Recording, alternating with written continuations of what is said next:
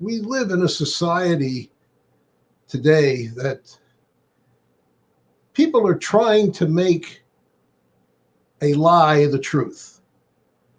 And they think if they repeat the lie enough, it'll convince people. Well, that's been going on when you talk about meat eating. That's been going on for thousands of years.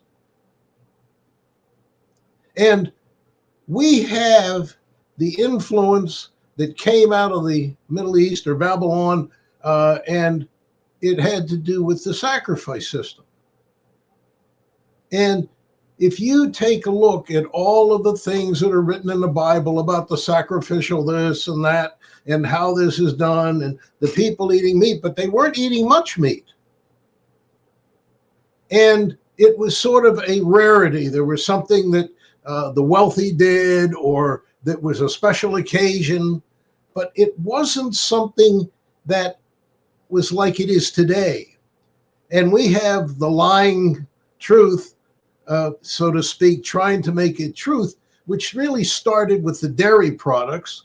And, saying, well, you need the calcium. And it's been proven that there's more protein in the milk, and it takes the calcium out of your body just to neutralize that when it goes through the kidneys. So it really isn't the healthful product. And we eat too much protein anyhow, and it just keeps going and going. And we've lied about the protein in the advertising, and the world's picked it up. And the same thing with calcium. You have to eat, you have to drink your meat, you have to drink your milk and eat your meat. It isn't.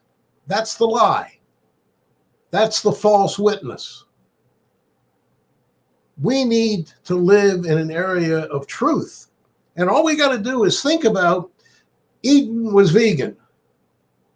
The manna was vegan that God tried to get the people to do.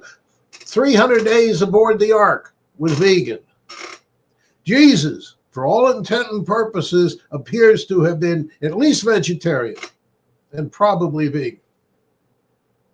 Well, not completely, because they may have eaten cheese and they may have eaten honey.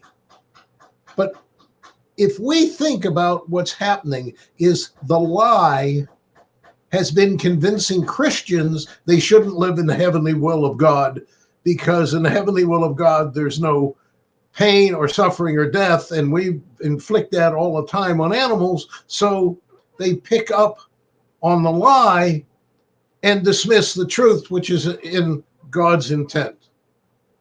And I think that's been the biggest problem.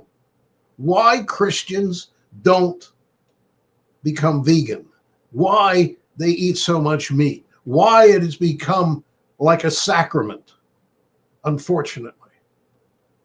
And that's not of God. That's of the devil. Amen.